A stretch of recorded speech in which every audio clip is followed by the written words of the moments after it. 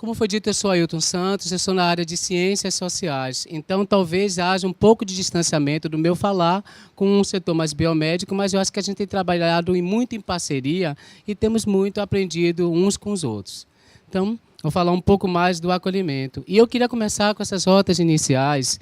Fiquei muito pensando como direcionar esse diálogo com a categoria médica, sendo da área de ciências sociais, sendo assistente social. E aí eu fui revisitar na ciência mãe, a ciência que gera a medicina, a biologia, e ver quais são os discursos atuais dentro do campo da biologia que os biólogos estão tratando sobre gênero, porque talvez seja mais próximo para a gente. E aí eu encontrei que é isso. A primeira fala é que a biologia ela está precisando também se repensar em relação às outras variáveis socioculturais, tal como gênero, raça, sexualidade, e que a biologia só por si, pelos próprios saber, não tem condição, e como qualquer ciência que tem limite, pode ser, que tem limite, que tem fronteiras, de se autoexplicar. E aí, ele diz, a nossa biologia não seria capaz de explicar características tão variáveis de cultura a cultura, como a questão de sentidos e significados que as pessoas atribuem às suas práticas, né? Nesse caso mesmo, como é que explicar que um certo genótipo explique a preferência por uma cor azul ou que um conjunto de alelos leve o interesse por bonecas em vez de dinossauros? Ou seja, é uma crítica de dentro da biologia do seu limite, que é o limite de toda a ciência, de explicar toda a possibilidade de experiência humana. E aí ela não pode ser ingênua em pensar e em produzir, como a maioria das ciências, narrativas e conceitos que se pensem universalizantes em todo momento para todas as pessoas, já que a experiência humana é muito mais rápida, muito mais diversificada do que o nosso tempo e saber para teorizar sobre elas. E aí pensar que se essas interpretações usem conclusões biológicas, se virem para apoio a ideologias que sejam sexistas, racistas, misóginas, machistas e homofóbicas, é momento mesmo da biologia se pensar se ela não está equivocada. Porque no momento que vivemos, toda e qualquer ciência que produza desigualdade, que produza a perda de direitos e de possibilidades, e aqui nesse caso, acesso à saúde, é uma ciência, qualquer delas, que precisa repensar o seu fazer. E aí pensar um pouco aqui, muito rápido, o tempo é curto, quando nós começamos a pensar na vida das pessoas, e não é diferente com as pessoas transexuais, a gente começa exatamente por aqui, por essa pergunta, é menino ou menina? E hoje mesmo, com todo o conhecimento de todas as possibilidades disso não dá tão certo, da criança nascer com alguma patologia, com alguma má formação, a pergunta de sempre é essa, é menino ou menina? Não perguntamos se nasceu com baixo peso, se nasceu com o céu da boca direito, se está todo formado, ainda é menino ou menina. E perguntamos antes, quando ainda não temos a certeza da ecografia, da ultrassonografia, para dizer dentro do ventre quem é essa pessoa que vai nascer. E aí, assim, é menino ou menina mesmo? É essa a pergunta que nós precisamos fazer, tendo consciência clara de que se formos realmente ter a biologia ou a biomedicina como ciência matriz para definir quem somos, será que perguntaríamos mesmo, é menino ou menina? Porque ser menino ou menina é uma socialização de gênero. Nós aprendemos quando vamos crescendo. Nós aprendemos a incorporar jeitos, performances e comportamentos pensados em uma determinada cultura como masculino e feminino, e não como uma consequência direta de ter nascido com pênis ou vagina. Eu acho que isso é uma coisa bem clara, porque todos nós aprendemos. Pentear o cabelo, andar, se pintar, cruzar as pernas, se vestir, tudo foi aprendido dentro da cultura, não foi determinado pelo corpo.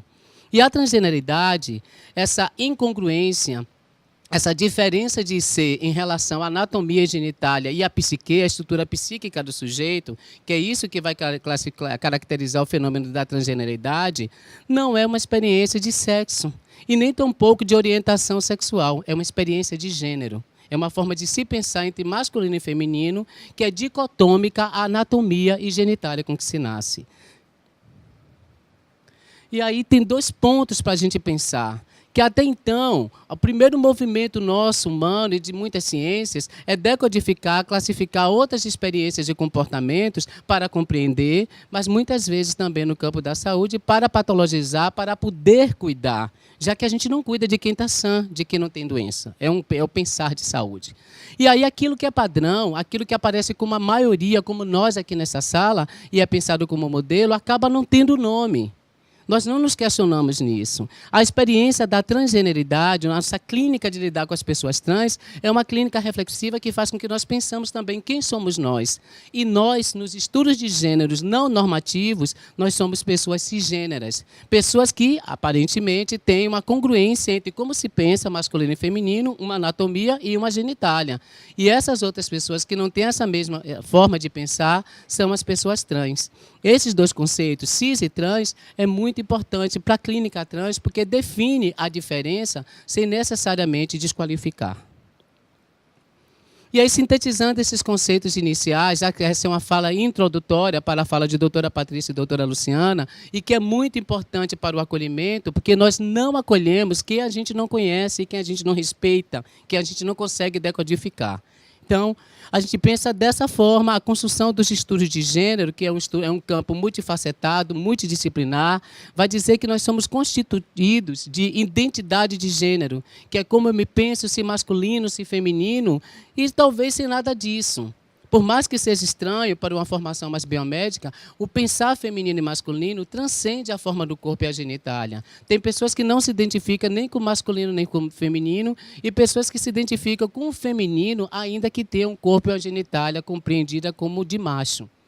Expressão de gênero, como a gente pensa, como a gente fala, como a gente anda, se veste, se expressa. E que nem sempre está de acordo com o que a pessoa é no gênero. E aí que a gente vai ver mulheres que são masculinizadas e homens que são afeminados, que é o título do feminino deslocado para o corpo fálico, que não tem nada a ver com sexualidade nem com gênero. É apenas uma forma de se expressar. E sexualidade, pensar diversidade sexual e de gênero, principalmente pensar outras sexualidades que a gente não tem como muito clara, como a pansexualidade e também a assexualidade. Por fim, a genital. A genital não define gênero. A grosso modo, em uma biologia dura que muitas vezes nos maltrata, seríamos classificados claramente como macho e fêmeas. Porque o que a gente traz dentro é um pênis, uma vulva, e pensando pessoas intersexo, uma genitália ambígua, a ambiguidade que pode estar causada em relação à questão cromossômica, as questões hormonais e outras mais do campo biomédico. E aí, essas pessoas transexuais e travestis, homens e mulheres transexuais e as travestis, pessoas que não encontram no seu corpo de origem, na sua genitália, um sentido para que elas são, enquanto gênero masculino e feminino, construídos socialmente, são pessoas que, por essa diferença e pela forma com que a nossa sociedade lida com as diferenças, transmutando-as em desigualdades sociais, em processos de preconceito e estigmatização, são aquelas que se organizam nacionalmente e se estruturam em coletivos para exigir direitos. Direitos numa sociedade que não tem um estado de bem-estar, e se ele existe não é para todos, e que por isso é tensionada a concebê-los. As pessoas transexuais e travestis têm direitos. Os direitos que elas têm conseguido no campo da saúde e que é importante também para a formação da clínica e acompanhamento dessas pessoas no caso, o primeiro direito à política nacional de saúde integral da população LGBT, ela vai estabelecer as diretrizes de cuidado, assistência e acolhimento para as pessoas trans. O conjunto de portarias 457, que é de 2008, e 2803, vai também definir o processo transexualizador, que as médicas não fará melhor, e um conjunto de pressupostos para o nome social, que é o nome que o indivíduo se localiza e é um nome que tem gênero, porque o nome é um marcador de gênero na nossa sociedade. E aí tem um conjunto de decretos do âmbito federal, do âmbito estadual e também do âmbito municipal que garante esse direito. Mas, além disso, em fevereiro desse ano, o Supremo Tribunal de Justiça reconheceu a inconstitucionalidade de uma pessoa se viver em uma aparência e se pensar em um gênero e ter um nome que é diferente desse gênero e aparência e concedeu o direito da mudança de nome no registro civil, nome e gênero, pela via administrativa, sem necessitar processo, sem precisar de laudo psiquiátrico ou psicológico, sem necessitar de cirurgia de transgenitalização, e elas podem mudar o nome, e isso é um dado muito importante, porque o vínculo e o respeito na clínica começa imediatamente pelo nome. E no caso das pessoas trans, me chame pelo nome de registro, se retificado, social, que é o nome que me representa. E entre os direitos também, eu trouxe essa imagem para pensar que enquanto pessoas heterossexuais, as pessoas com as bandeirinhas no peito preta e branca, pessoas da comunidade LGBT com a bandeira do arco-íris, podem encontrar um direito simples e que é basilar, que não deveria ser pensado como algo que gerasse leis, que é o direito de poder estar desenvolvendo suas necessidades fisiológicas num espaço, parece tão básico, um direito tão mínimo. Pessoas travestis e transexuais há muito tempo não tinham esses direitos respeitados. Foi preciso leis para que elas pudessem adentrar a enfermarias, banheiros e espaços de vestuários conforme o gênero. E aqui vai mostrar um pouco do que a gente construiu em cima disso. O uso de banheiros, vestimentas de vestuários e enfermarias está posto. Primeiro na Resolução 12 do Conselho Nacional de Não Discriminação LGBT, garantindo que o uso de banheiros, vestiários e vários outros espaços que são separados, segregados por gênero, quando existir, que seja respeitada a identidade de gênero de cada sujeito, para o campo da saúde e educação. A própria portaria antiga, que foi retificada, né, a 457, que é retificada pela 2803 de 2013, bem lá em 2008, ela também informava que, no caso da internação para a cirurgia de transgenitalização, essas pessoas e outras cirurgias de modificações corporais, essas pessoas deveriam ser internadas conforme o sexo. Ele diz sexo porque ainda a concepção era pensada na questão de sexo, mas exatamente com o gênero com o qual se identifica socialmente, independente do nome que constasse no registro civil. Ela tinha esse direito.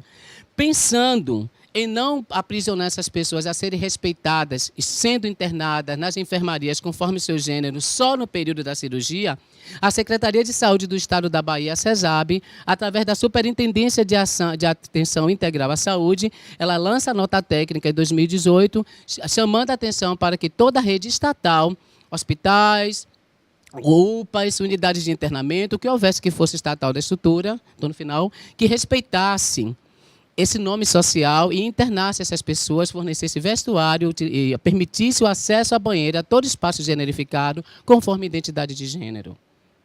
E, finalizando, o que é que nós esperamos quando nós queremos chegar no serviço de saúde? Aqui sintetiza um pouco dos serviços que a unidade básica, que qualquer serviço tenha e que as clínicas tenham, e que nós esperamos. Como é que isso pode funcionar? Umas dicas finais muito simples de alguém que vem há 2 anos gestando o ambulatório para pessoas trans, né? A minha diretora, a doutora Miralba, está ali comigo, né? E é bom que a gente vai junto, a equipe vem toda, né? Então, aqui, primeiro inicie pelo nome social, respeite o nome social. Essas pessoas têm o nome conforme o seu gênero.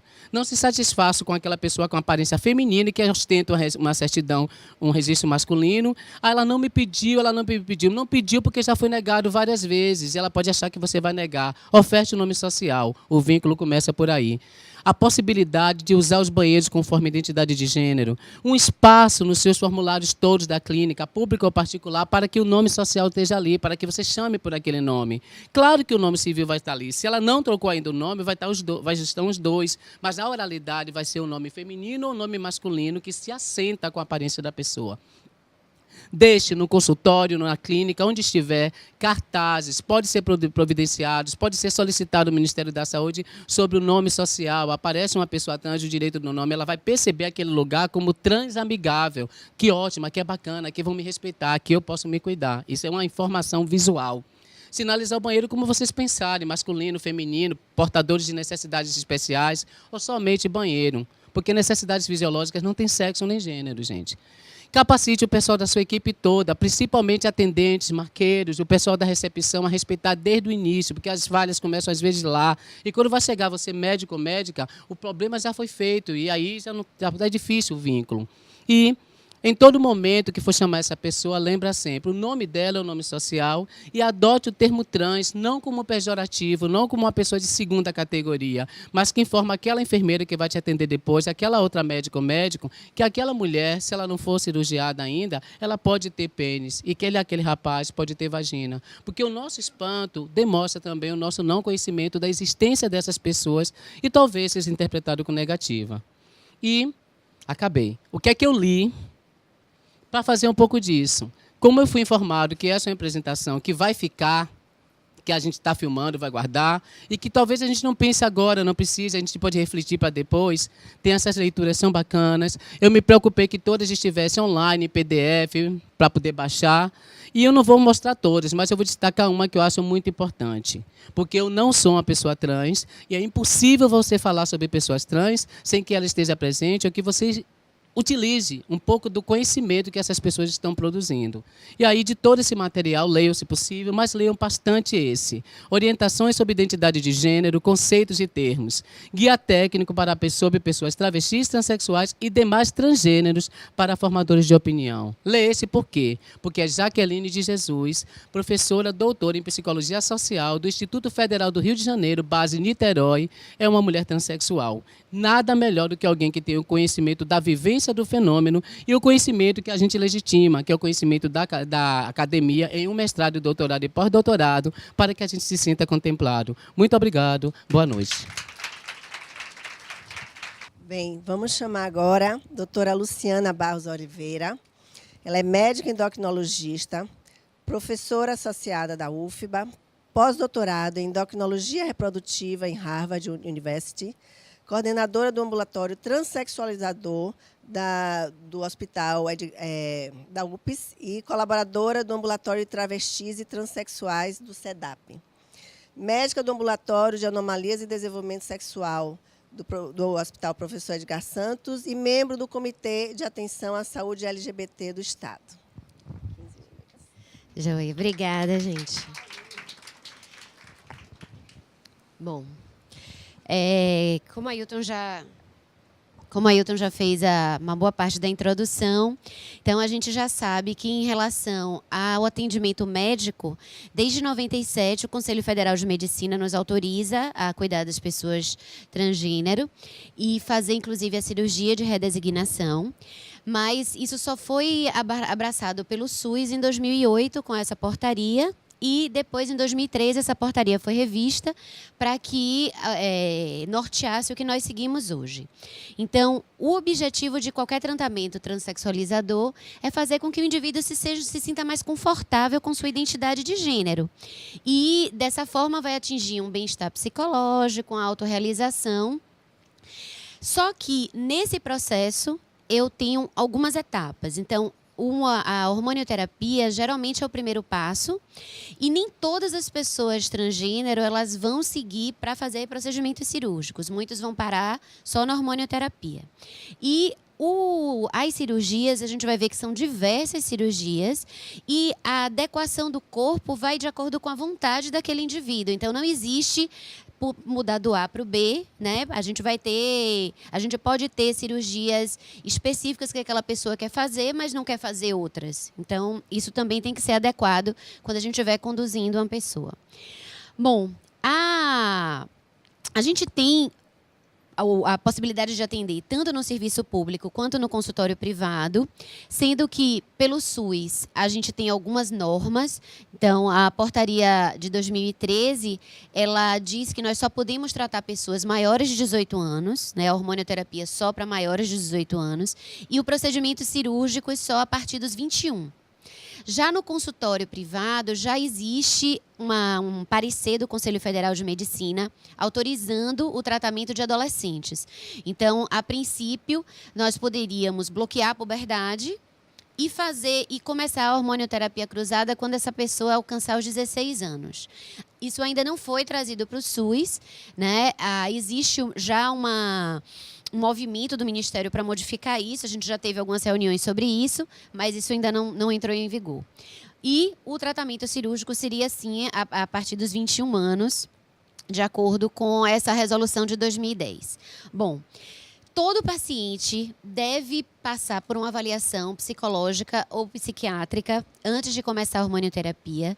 E, na verdade, existem várias justificativas para isso, mas uma que me deixa mais confortável é no sentido da gente afastar situações que podem ser confundidoras, né? Então, a gente sabe que existem algumas questões psiquiátricas, principalmente, que podem ser confundidas com transexualidade, né? Mas para um profissional treinado, é muito fácil diferenciar, né? E os trabalhos, a gente ainda não tem isso por escrito de todos os serviços, mas o que a gente sabe de prevalência na pessoa que se nomeia transgênero, dela ter uma patologia confundidora, é muito raro. A maior parte das pessoas que identificam como transgênero são transgênero, sem nenhuma dúvida.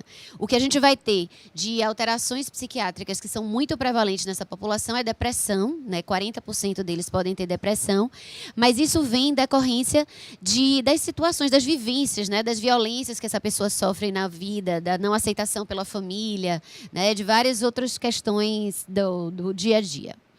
Bom, e tudo certo, a gente começa a hormonioterapia.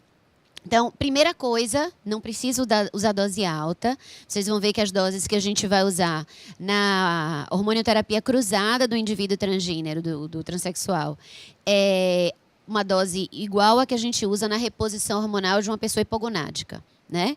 Em algumas situações, eu vou precisar bloquear, junto com isso, o sistema endógeno, mas geralmente somente a medicação do gênero pelo qual ela se identifica, né, no qual ela se identifica, é suficiente para fazer a transição do corpo. Então, eu separei a apresentação em homens trans e mulheres trans, né? Então, os homens trans, eu botei a pesquinha do cariótipo do lado só para vocês entenderem do que eu estou falando, né? Então, a gente vai chamar sempre é homem, porque é assim que aquela pessoa se identifica, e o trans vem porque não nasceu com aquele corpo masculino, tá? A medicação é testosterona. A gente tem várias apresentações. Então, a gente tem a apresentação injetável, intramuscular, que é a mais utilizada, e tem o gel. É importante lembrar que a gente tem que ter um período de indução de virilização. Então, eu sempre explico para meus pacientes que a gente vai mimetizar uma puberdade. Então, não importa a idade daquela pessoa, ela vai passar por uma puberdade novamente. Até porque, para aquele corpo se adaptar àquele nível hormonal diferente, leva um tempo. Então, eu geralmente começo com uma dose menor, né, metade da dose, e depois de uns 3 meses, mais ou menos, a gente passa para a dose de manutenção. O objetivo é manter os níveis séricos de testosterona dentro da faixa de normalidade para homens. Então, tem 2 formas de avaliar. Ou a gente pega no meio do intervalo, que aí a gente pode fazer as doses, se for injetável, a cada 2, 3 semanas. E aí você pega, então, se for a cada 2 semanas, com 1 semana você dosa, e tem que estar entre 400 e 700 nanogramas por decilitro. Ou, como eu prefiro fazer, eu faço na véspera da próxima dose, e aí esse nível ele tem que estar em torno de 300. Porque aí eu sei que em nenhum momento aquela pessoa ficou com nível subfisiológico, né? Em relação ao LH-FSH, eles vão se manter sempre acima do normal, não tem bloqueio. E isso é interessante porque isso garante uma fertilidade para esse indivíduo mais para frente. Então, a gente vai ver que quando a gente suspende a testosterona, o eixo reativa e o sistema todo reativa, e aquela pessoa pode voltar a ovular, inclusive. Então, essa é uma peculiaridade do homem trans que a mulher trans não vai ter, tá? Bom, em relação às apresentações, então, como eu já disse, a gente tem as injetáveis, que podem ser intervalos de 2 a 3 semanas. Custo baixo, mas como a gente sabe, faz um pico logo depois da administração e vai caindo ao longo do tempo. Depois a gente tem um decanoato que a gente faz injeções trimestrais, só que o custo ainda é muito alto. Então, para a maior parte das pessoas é difícil manter. E o gel transdérmico, que tem uma resposta também muito boa, o uso é diário, e a única preocupação é o risco de transferência, né, a depender do gênero com quem aquela pessoa se relacione, né? Porque se ela se relacionar com mulheres cisgênero, então essas mulheres, no contato com o gel, podem ter a transferência do hormônio. Geralmente, com 2 a 3 doses, a menstruação vai abolir, várias modificações corporais vão surgir, principalmente em relação à distribuição de gordura corporal. Então, há uma tendência a depósito de gordura abdominal e visceral, e isso leva a alguns riscos metabólicos. Então, essas pessoas podem ter resistência à insulina, podem desenvolver diabetes, podem ter um perfil lipídico comprometido, né? Porque a testosterona, fisiologicamente, ela já cai HDL e sobe LDL. Então, a gente vai ter a mesma questão. Em relação à massa muscular, há um aumento, mas como eu sempre chamo a atenção, né? Aquele corpo fortão da pessoa que faz, é porque ela faz academia, não é simplesmente testosterona que dá um ganho de massa muscular importante, né? Na verdade, se não fizer, vai fazer só a barriguinha mesmo, né? E não vai ter o resto do corpo como a pessoa gostaria, porque nem todos os homens são fortões, né? Não é a testosterona que faz isso. Praticamente todos vão fazer acne. Essa acne ela estabiliza com 1 ano, mas ela pode chegar até quadros mais graves. Eu tenho 2 pacientes que eu tive que interromper a testosterona por conta da acne, então a gente foi tratar a acne para voltar. E porque eles usavam também uma dose muito acima do que deveriam. Eles já vieram para mim tomando medicação por conta própria. Então a dose que eles usavam era uma dose mais alta. E em relação a comportamento, a agressividade é uma queixa constante, né? Assim, mas não no sentido da pessoa ser agressiva, mas de ter o impulso, né? É como se... Eu, inclusive, brinco com eles, eu digo assim, você vai pensar na resposta e você pensa assim, não, isso não sou eu, isso é meu hormônio que está falando, e segura, não diga, né? Bom, esse aqui é um paciente que eu já acompanho há mais de 2 anos, e essas fotos foi ele que me cedeu mesmo, mostrando a transição, realmente o desenvolvimento de pelos é importante, a barba, ela vai seguir o padrão genético da família. Então, se na família os homens têm barba fechada, pode ter barba fechada. Mas se é aquela família que tem pouco pelo, não vai ter uma pelificação. Se é uma família que tem calvície, vai ter calvície também, né? Então, tudo que um hormônio faz, ele vai fazer independente do sexo biológico, né? Do sexo genético. Ele vai seguir esse comportamento. Em relação às mulheres trans, daí a gente vai usar estrógeno, ele pode ser ou não associado à progesterona, e a gente tem várias apresentações, várias vias. Geralmente, a testosterona cai, simplesmente, tem inclusive um trabalho que saiu esse ano mostrando que estrógeno sozinho, ele consegue baixar os níveis de testosterona para níveis pré-púberes ou níveis puberais, mas o FSH suprime.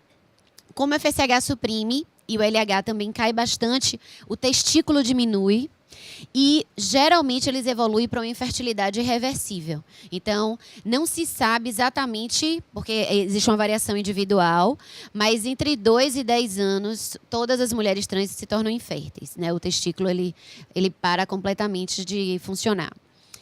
Nas mulheres trans, é importante prestar atenção na prolactina, porque... De novo, fisiologicamente, o estradiol é um estimulador de prolactina.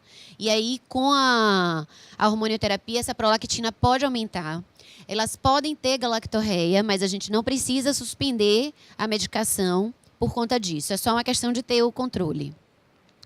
A gente tem várias apresentações, como é usada na TRH da mulher menopausada ou no indivíduo da mulher hipogonádica. As doses, como vocês podem ver, são muito semelhantes ao que a gente usa. E a maior parte delas não vai precisar usar um antiandrogênico associado. Mas elas todas querem. Elas vêm com essa coisa da mídia social, de comunicação. E que se não bloquear minha testosterona, doutora, não funciona. E o acetato de ciproterona funciona super bem. Mas eu também tenho usado muito espironolactona por conta de custo e acesso, né, pelo posto de saúde, e a resposta também é muito boa.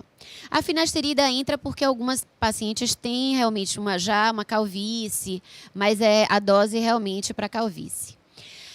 Principal efeito colateral é tromboembolia, trombose e a tromboembolia. Então, a gente acompanha o coagulograma de perto por conta disso.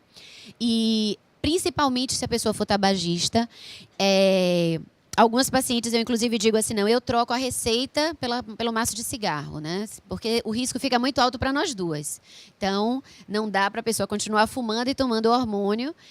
E a gente tem conseguido, né? Realmente, as pessoas, quando elas têm elas veem que você está comprometido com o tratamento, está preocupado com a saúde dela, elas realmente... modificam vários hábitos de vida em prol disso. Como eu falei, a galactorreia é relativamente prevalente e tem relato de prolactinoma. Na verdade, a USP tem 2 casos. eram mulheres que vinham tomando hormônios em doses altas por conta própria e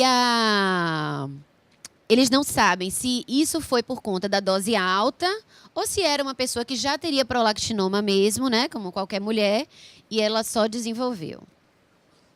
Bom, como eu já falei, fertilidade é uma coisa importante. Durante muito tempo as pessoas pensavam, não, eu prefiro ser transgênero e fazer a transição do meu corpo e deixo a fertilidade de lado, porque entre preservar a fertilidade, mas continuar nesse corpo biológico não me interessava. Então, hoje é uma preocupação, deve ser ofertado, principalmente nos adolescentes e adultos jovens, porque a pessoa não pensa a longo prazo, né?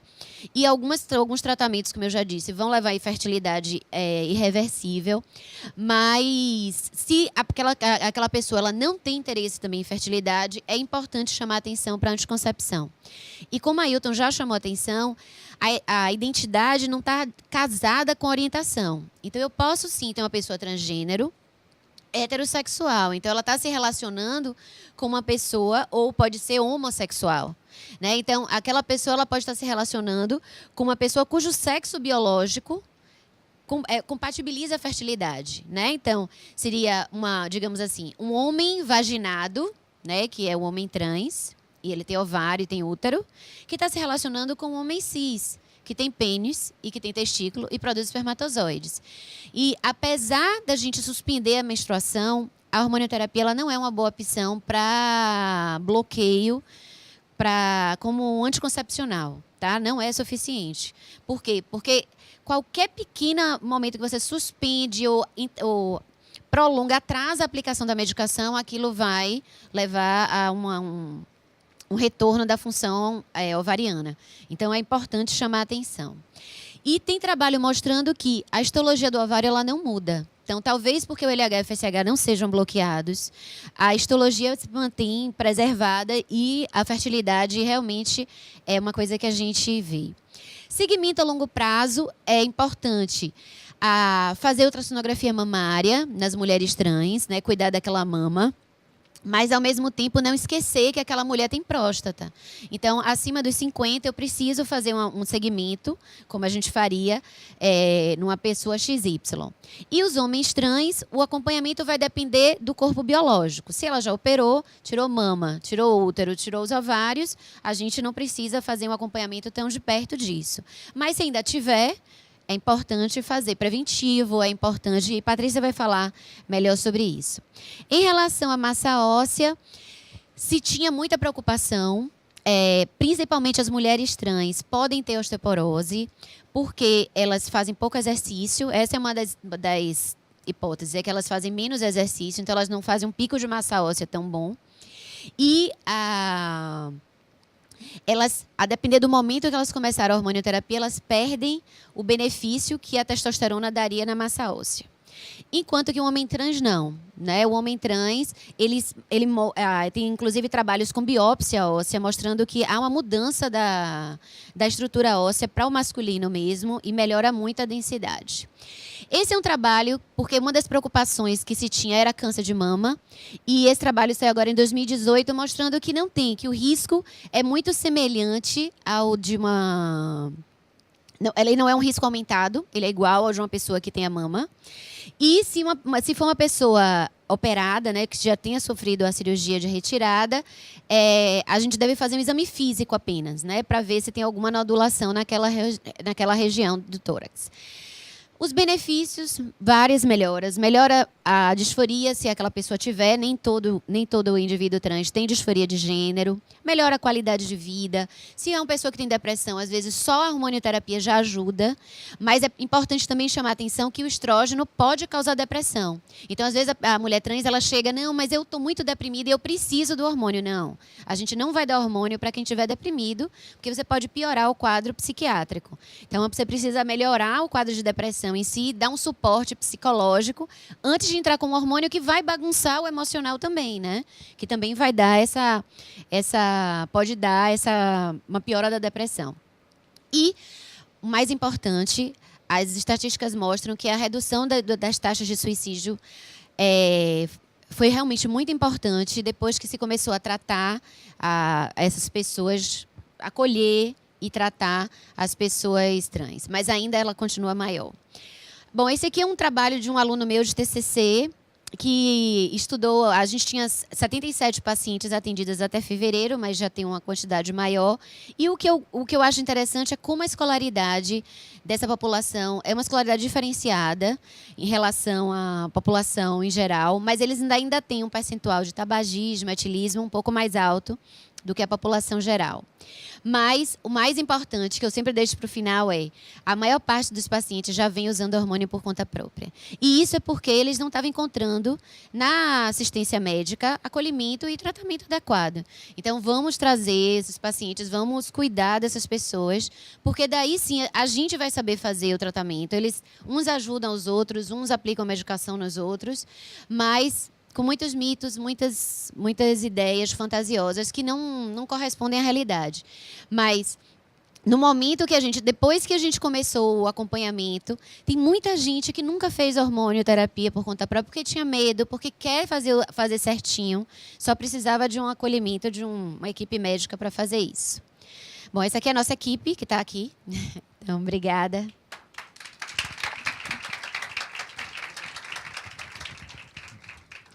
Bom, gente, agora a gente vai chamar a doutora Patrícia Almeida Silva.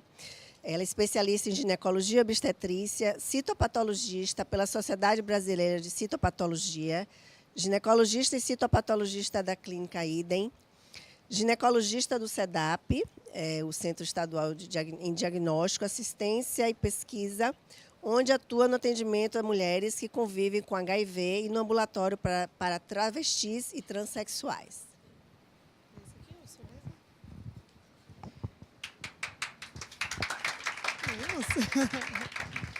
Boa noite, gente. É esse? É esse mesmo. Não, já me facilitou muito, né? Depois dessa introdução de Lu e de Ailton aí. Eu me sinto assim, extremamente feliz pela escolha do tema. Agradeço muito ao convite da Sojiba, né? Que em tempos de intolerância a gente poder falar sobre o tema e ter um público para ouvir, isso é muito bacana. Eu fico muito feliz que tantos colegas estejam aqui e os que estão lá também, do lado de lá, ouvindo, e pelo menos a gente vai discutir e falar um pouquinho sobre o assunto. Né? E a gente parte do princípio, né? O que faz um ginecologista no atendimento de um transexual? Né? Qual o papel do ginecologista ao atender o paciente transexual? É um repensar mesmo da ginecologia. Né? A princípio, quando a gente escolhe ser ginecologista, a gente escolhe cuidar de mulheres. Né? A escolha, por definição, o ginecologista é o médico que atende mulheres. Até que você se depara com um biotipo masculino que precisa de um atendimento ginecológico. Ele precisa. E qual é a especialidade que vai atender este homem que tem uma vagina? Né? Essa especialidade me capacita? O que é que a especialidade me capacita a fazer? Né? Atender um corpo com vagina, com útero, com ovário. Né? E é daí que ele se apresente com um biotipo masculino. Eu estou capaz de fazer esse atendimento. E o primeiro paciente transexual que eu atendi, que muita gente às vezes pergunta, por que você atende? Por que você começou a atender esse paciente? O que aconteceu?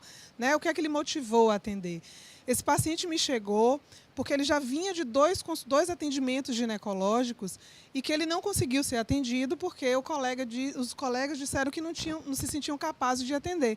E, na verdade, a demanda desse paciente era a resolução de uma candidíase vaginal. Então, assim, eu não consigo entender por que essa dificuldade tão grande, né? Eu não consigo ver outra palavra que não seja preconceito no sentido literal da palavra, né? Porque capaz de atender uma candidíase vaginal, todos nós imagino que somos. E aí, a partir do momento que a gente reconhece, né, que constata essa dificuldade de acesso, essa vulnerabilidade dessa população, né, vê a importância de se ter um profissional que atenda de forma acolhedora, né, para que seja atendida essas demandas e as especificidades desse paciente transexual. E como é que a gente fez lá no ambulatório? Né? Foi feito, para a implantação desse ambulatório, uma escuta do paciente transexual. O que é que você gostaria? Né? O que é que você precisa? O que é que você acredita que precisa num serviço para ser bem atendido? E aí essa escuta foi feita para que casasse com o que a gente tinha a oferecer, com o que a gente pode oferecer. Então, foi um serviço que foi implantado a partir da demanda do paciente para que a gente possa oferecer o nosso conhecimento. muita coisa tem melhorado, né? Uma das grandes conquistas é essa mudança. No CID-10, nós temos ainda o termo transexualismo. Então, ele patologiza a transexualidade, ele coloca como doença, ele está lá como um transtorno mental, né? E a mudança do CID-11, que deve entrar em vigor em pouco tempo, ele foi aprovado agora em junho, para uma condição relacionada à saúde sexual, entra ainda como incongruência de gênero, mas como uma condição relacionada à saúde sexual. Então, assim, o caminho é despatologizar mesmo, porque eu também não me lembro de ter atendido até então nenhum transexual que apresente um distúrbio psiquiátrico. Nenhum deles até então, aparentemente, se apresenta como tal. Né? E como Luciana falou, a gente observa um desconforto, né, na infância e na puberdade. Então, eu tenho visto alguns pacientes nessa fase de adolescente, muitos pais chegam com o adolescente que apresentam esse desconforto. E no âmbito social e emocional, isso é extremamente problemático. E o acolhimento dessa criança, o acolhimento desse adolescente é extremamente significativo. A gente vai hormonizar? Não vai. Né? A gente não precisa hormonizar a criança, não tem autorização para hormonizar a criança e adolescente, não é a fase ideal para que isso seja feita, porque os trabalhos mostram que apenas 6 a 23% desse incômodo vai persistir na idade adulta.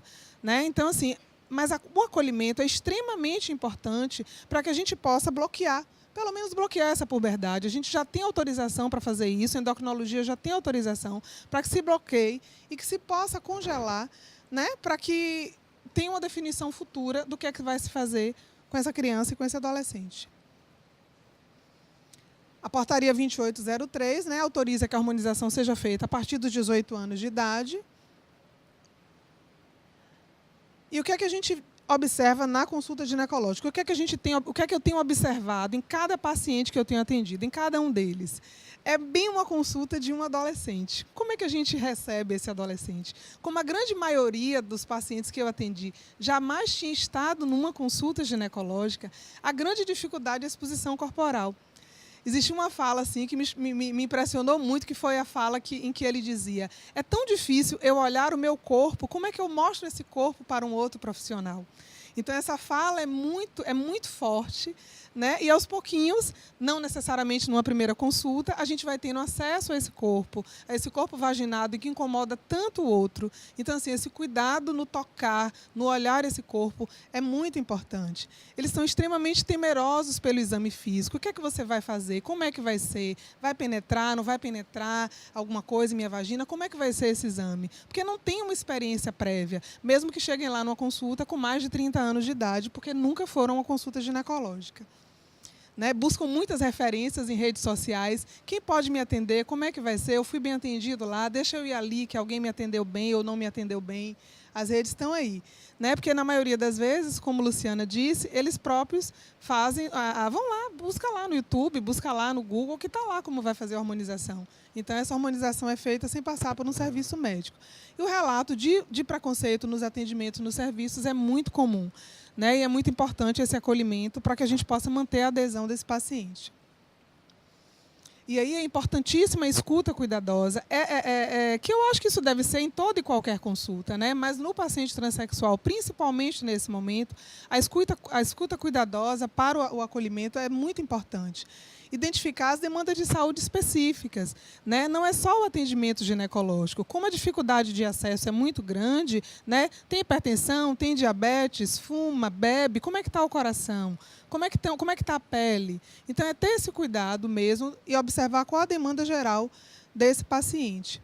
O exame físico geral e ginecológico é como o exame de qualquer outra mulher que você vá atender. Então, o paciente trans tem uma o exame físico vai ser feito como a gente faz um exame ginecológico.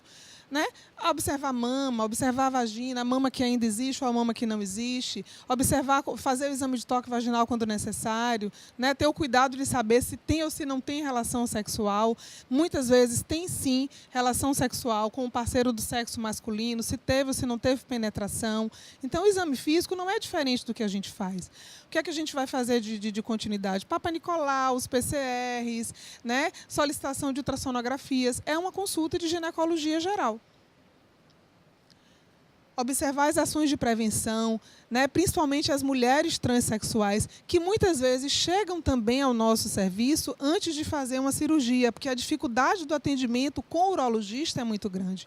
Então, muitas vezes, eu acolho mulheres transexuais que ainda não fizeram cirurgia, muitas vezes para uma ação dessa de prevenção. Os trabalhos mostram que a prevalência e a incidência de ISTs em mulheres transexuais é muito mais elevada, é uma população de mais risco. Então, é importante ações de prevenção. A gente tem a PrEP aí, que é utilizada principalmente para mulheres transexuais também, porque é uma população de risco e que tem dificuldade de acesso. Então, a orientação em relação a ISTs é extremamente importante nessa população. Atualização de carteira vacinal, né? E acolhimento e orientação também às parcerias. Muitos chegam com as parcerias. Eu tenho recebido muitos jovens com os pais, que chegam extremamente assustados também. O acolhimento desses pais e dessas parcerias é importante, e de parcerias que não estão sabendo como lidar, agora que tem acesso à hormonização, com essa parceria que agora hormoniza, pelos efeitos que isso provoca, pelas mudanças corporais que isso vem provocar nesse casal. Muitas vezes, a leitura que é feita, um exemplo de um homem transexual, é que ele tinha uma relação homoafetiva, ele tinha uma leitura prévia de uma relação lésbica e, nesse momento, passa a ter uma relação heterossexual, porque ela tem ao lado agora uma pessoa que tem um biotipo masculino. E há uma dificuldade, muitas vezes, de lidar com este homem agora, com testosterona elevada, com perfil de agressividade diferente, com a libido mais exacerbada. Então, todo esse acolhimento da parceria é extremamente importante e, na maioria das vezes, isso é feito pelo ginecologista. As alterações corporais, né? A mais rápida é a interrupção da menstruação e é a mais desejada.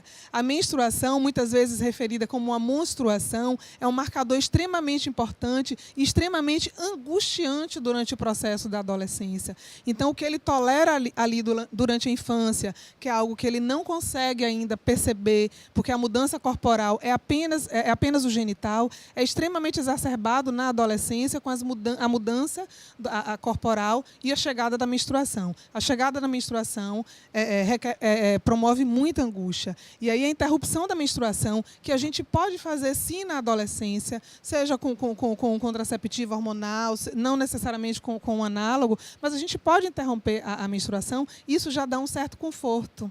Já que eu não posso hormonizar, ao menos eu interrompo a menstruação, que é um marcador mensal todo dia ali dizendo: você é mulher, você é mulher, você é mulher. Isso é extremamente incômodo.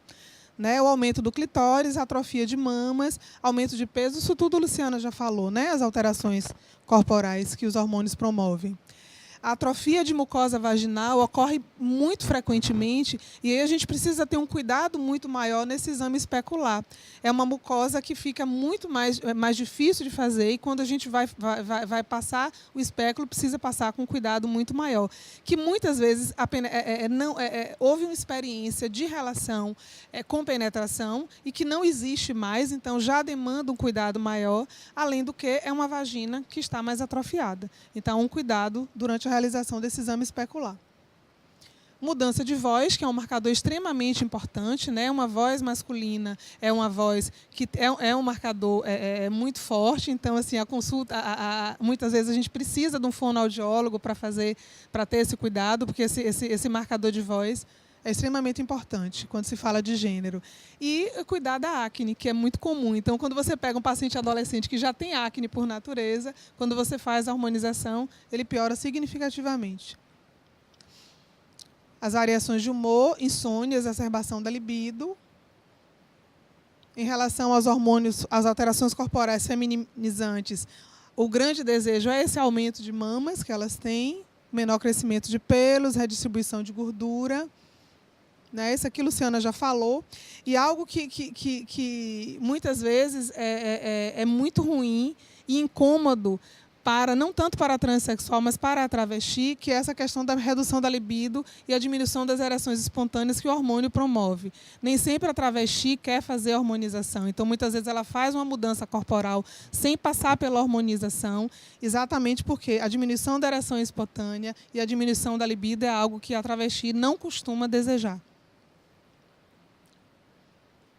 Não vou falar mais dos riscos que a Luciana já falou aqui. para que a gente possa discutir mais, né? A portaria 2803 autoriza que que as cirurgias sejam feitas a partir dos 21 anos de idade no paciente transexual que desejar fazer essa cirurgia. Uma das cirurgias. Né? Para o sexo masculino está prevista a mastectomia bilateral com reposicionamento de mamilo, tá? Esterectomia com anexectomia bilateral e a masculinização da genitália externa. Para o sexo feminino, a orquiectomia bilateral, todas essas cirurgias são autorizadas a serem feitas pelo SUS. Tá? Escrotoplastia, penectomia, neocoproplastia e uretroplastia. Plástica mamária reconstrutiva com prótese de silicone, se necessário. Só 2 minutinhos. Redução do pomo de Adão, que é um marcador extremamente importante. Né? E uma cirurgia controversa, que é o alongamento de cordas vocais. Tá? Algumas complicações cirúrgicas, como estenose de vagina, prolapso, fístulas, assimetria de vulva. Carla está aqui no meu pé com horário. O segmento é por tempo indeterminado. Né? Ao longo da vida, as consultas devem ser frequentes. A gente ainda não tem esse protocolo de quanto tempo vai ser, como é que vai ser. Né? A gente vai tateando de acordo com os sintomas e efeitos. As consultas, a princípio, têm sido trimestrais a semestrais. Né? A gente faz uma avaliação dos caracteres sexuais secundários, monitora os sinais, os efeitos colaterais. Né? E os exames laboratoriais e de imagem são aqueles que a gente já falou. Né? Os ajustes, o que é que a gente precisa? A grande dificuldade. Né? Com a questão do nome social, a gente tem dificuldade de lançar no sistema SUS a cobrança de uma ultrassonografia, por exemplo, transvaginal com nome masculino, que pode ser visto como fraude. Esse é um grande problema também em relação aos planos de saúde. Né? Talvez depois, com a retificação, porque como hoje você pode fazer o que a gente chama de retificação, que é a mudança do nome. Então, você já vai entrar num convênio, mudar a carteira para o nome, mas você ainda não fez a cirurgia, você ainda precisa de uma ultrassonografia transvaginal para alguém com nome masculino. E isso lá pode chocar. Então, são ajustes que precisam ainda ser feitos para as contas médicas. Então, os nossos desafios seriam discutir novas rotinas e protocolos. Vai seguir o mesmo protocolo? Como é que vai ser? De quanto em quanto tempo eu vou precisar coletar? Então, isso tudo está ainda em construção. O mais importante que a gente sabe é que quanto mais precoce tem acesso ao serviço médico, melhor, para que a gente possa minimizar todos os efeitos colaterais da hormonização que é feita sem acompanhamento médico. Né? Fortalecer o vínculo com a equipe multiprofissional, garantir o acolhimento adequado e o atendimento humanizado. Então, estamos em construção, sempre. Né? A gente precisa sempre observar isso. Como se falou, a obstetrícia precisa ser repensada, as famílias estão sendo constituídas, né? Então a obstetrícia precisa mesmo ser repensada. Aqui foram as fontes. E eu queria falar muito em zero discriminação. Né? Lembrar que cada pessoa é um mundo que a gente precisa respeitar. Né? Até porque basta um olhazinho mais de perto, se a gente for falar em preconceito, essa mesa aqui não teria sido sequer constituída. Então, eu agradeço extremamente o convite por essa mesa, por essas pessoas, né? E a felicidade de poder trabalhar ao lado delas.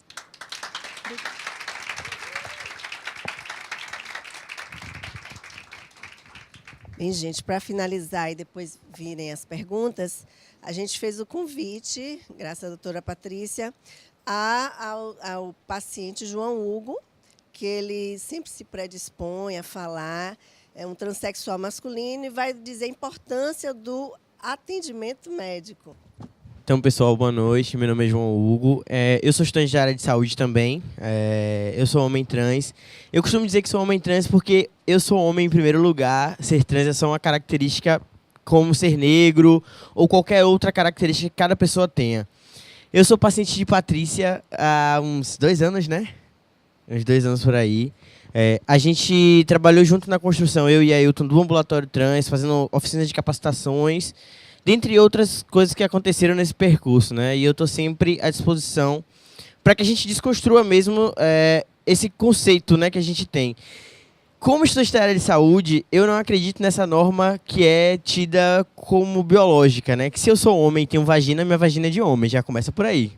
Né? E eu preciso do atendimento ginecológico porque quem é da ginecologia foi ensinado a cuidar de vaginas, não de mulheres. né? Porque existem mulheres que têm pênis, homens que têm vagina.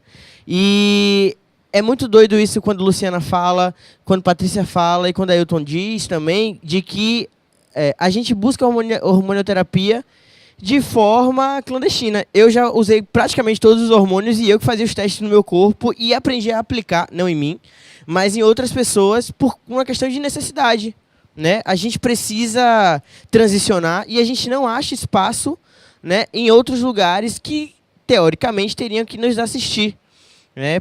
Ou pelo SUS, ou particular, enfim, a gente precisa de uma assistência. E aí eu comecei, eu não sou tímido, além de ser da área de saúde, eu sou de comunicação, então eu não tenho timidez. Quando eu cheguei para Patrícia, ela falou, entra aqui, por favor, tire a roupa, acho que você estava mais nervosa do que eu. E aí eu cheguei, abri as pernas e era só isso. A única coisa que foi difícil foi a parte do não dói, não arde, mas de resto foi muito, eu caí numa mentira, mas... E aí, não vai doer. E dentro desse processo, o que acontece? Eu fui ensinando a outros meninos que era uma coisa que era possível, porque muitos meninos não iriam, né, se eu não passasse por aquele processo e não dissesse que aquele processo foi tranquilo para mim e que uma médica, e eu fiz questão de ressaltar, porque a gente vê eu faço o recorte de classe, né? Uma médica negra, ginecologista, me tratando com respeito, eu que sou um homem trans e negro, né? Isso é uma outra viagem, assim. Você entra no consultório, você já espera uma coisa que não está pautada para você ali. E quando eu entrei naquele lugar, eu me senti confortável e disse, os meus podem vir por aqui também. Então, a gente precisa desse atendimento, né? A gente precisa, não preciso dizer que sou trans, a não ser que tenha necessidade, né, de dizer que sou trans. Até porque pessoa cis, que não é trans, não diz que é cis. Não se apresenta, oi, sou fulana, sou cis, fulano, sou cis. Eu, João, não preciso dizer, oi, sou João, trans, porque isso não está na minha testa. Até porque isso está no meu genital. E se tiver no meu genital, fica guardadinho. Só é interessante para quem for atender aquele meu órgão genital, que é masculino, porque está no meu corpo, né?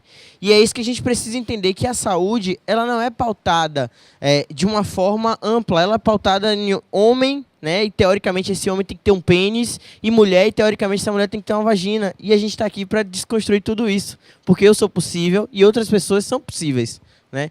E é isso que eu queria dizer a vocês, para que quando chegar alguém, alguma pessoa trans, ou homem ou mulher trans no consultório, não olhe com cara de espanto, ou, nossa, você é de verdade? Não, eu sou de brinquedo, pode beliscar.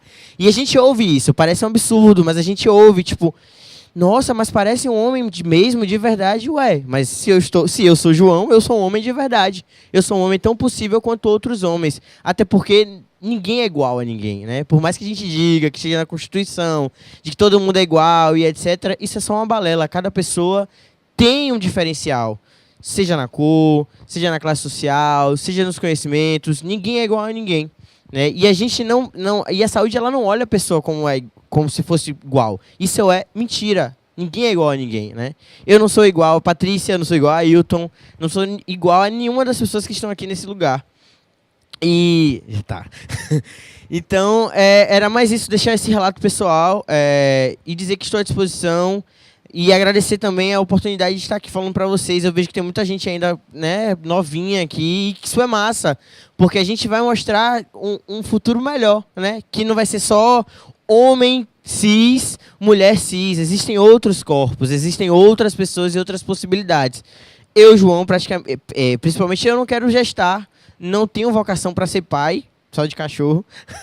Não tenho vocação, não quero, mas a gente precisa entender que outros homens precisam e querem ser pais. A gente precisa entender, quando o homem trans chegar e disser, eu quero gestar, respeitar que aquele corpo pode gestar, tem a possibilidade de gestar, e não olhar aquele corpo com a cara como se ele fosse um OVNI ou qualquer outra coisa do tipo. E entender que cada indivíduo tem sua especificidade. É isso.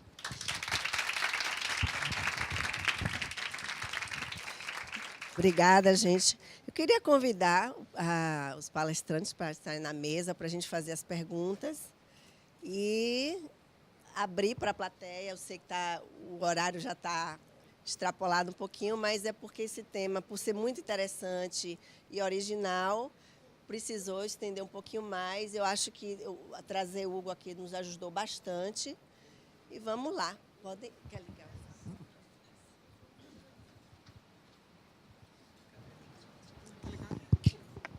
Alguém quer começar?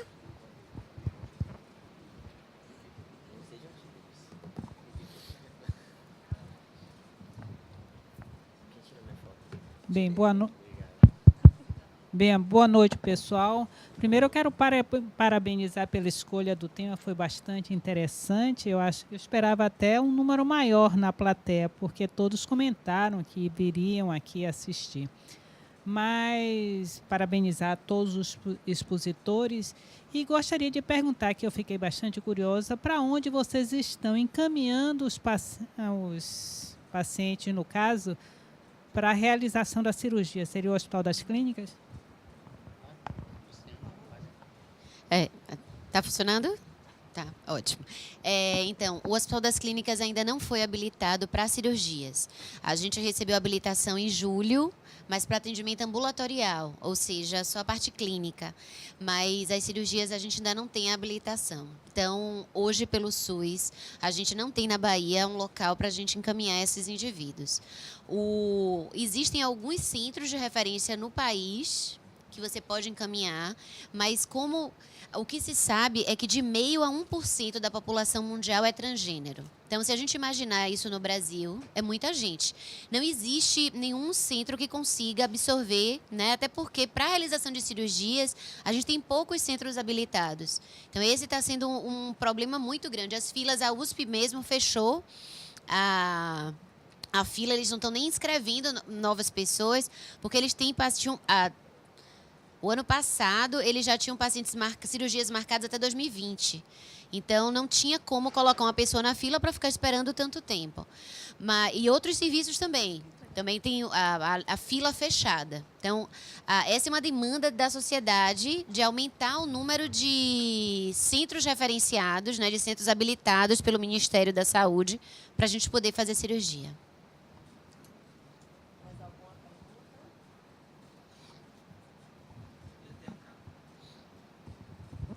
Boa noite, parabéns pela mesa. Eu só tenho uma pergunta aqui a fazer. Um trans que quer fazer a cirurgia e você vai fazer mastectomia e começar a hormonioterapia e deseja gestar. Você não acha isso meio perigoso, não? Por exemplo, para dar mama. Como é que funciona isso? Essa paciente, no caso, ela não tem que dar um freio para fazer isso após a gestação? É dizer assim, não, tenha seu filho, depois a gente cuida em você se masculinizar? Às vezes, não dá para esperar tanto tempo, né? Porque se você for imaginar as condições de vida para a pessoa planejar uma gestação, às vezes não dá tempo dela ficar esperando num corpo feminino esse tempo todo. O que a gente já sabe hoje mesmo a pessoa com corpo masculinizado, ela pode, interrompendo essa hormonioterapia, o eixo vai voltar a funcionar, o ovário volta a ter as ovulações e ela pode gestar normalmente. Alguns indivíduos, pelo menos os relatos que a gente tem, às vezes o homem trans, ele se sente confortável em gestar, até porque às vezes a parceira ou o parceiro não tem não poderia fazer isso, mas ele não quer amamentar. Aparentemente, a amamentação tem um marco muito forte do feminino, mais do que a gestação. Outros não. Então, eles podem ser já mastectomizados e já está, sem problema nenhum. Tem outros que não, que veem que essa questão que João traz, a gente tem que entender agora um corpo masculino em uma diversidade, inclusive um homem que pode gestar e que pode amamentar. Então, a identidade não está na genitália e não está no fato de uma pessoa gestar ou amamentar. Então, essa é uma questão que a gente também vai ter que mudar. Então, o que vai acontecer é uma atrofia mamária, só que não é uma atrofia tão importante, né? Não é... Quando a gente suspende a hormonioterapia, volta um desenvolvimento para o anterior. Então, provavelmente, inclusive, tem trabalhos americanos mostrando tanto de restaurar esses homens trans poderem amamentar de forma normal e, até mais interessante, mulheres trans poderem amamentar também. né? Isso é uma coisa que a gente fez o desenvolvimento da mama, ela já tem prolactina alta, ela às vezes já tem até a galactorreia, né? Ela só precisa do bebê ali. Então, é mais um aspecto que a gente vai ter que cuidar. A gente vai cuidar dessas mulheres, dessas mamas, né? Mesmo um corpo biológico diferente. Então, a minha história é um pouco parecida com a de Paty. Eu trabalho com distúrbio de desenvolvimento sexual já há quase 20 anos. Então, eu já estava mais habituada a essa coisa do adaptar o corpo ao que era possível e não ao que o biológico determinava. E eu comecei a ouvir falar que existiam os transgêneros, comecei a saber das coisas que eles faziam. Falei, gente, eu posso ajudar essas pessoas, né? Eu posso começar. Mas daí vim desconstruindo um monte de conceito, né? Ah, não, porque isso era para ser assim. Tanto que hoje em dia eu falo... Eu tenho um primeiro momento, assim, que às vezes me vem uma proposta e aí eu olho, assim, para aquela pessoa... Eu falo, tá, mas me explique, né? Aquela coisa do... o não binário, que agora começaram a chegar os não binários para mim também, né? Que quer a hormonização, mas não quer virilizar completamente. E aí o primeiro que veio, eu parei assim, falei, realmente você vai ter que me explicar o que é ser não binário e o que é exatamente que você quer que eu faça, porque essa parte eu ainda não aprendi. Então, realmente a gente vai ter que desconstruir coisas que a medicina tinha para poder atender a população, né? Eles existem, eles são corpos possíveis, como o João falou, realmente uma frase super bonita, são corpos possíveis. E quando a gente para e pensa, são possíveis mesmo, né? Quando que a gente imaginaria uma pessoa XY amamentando? E é possível, né?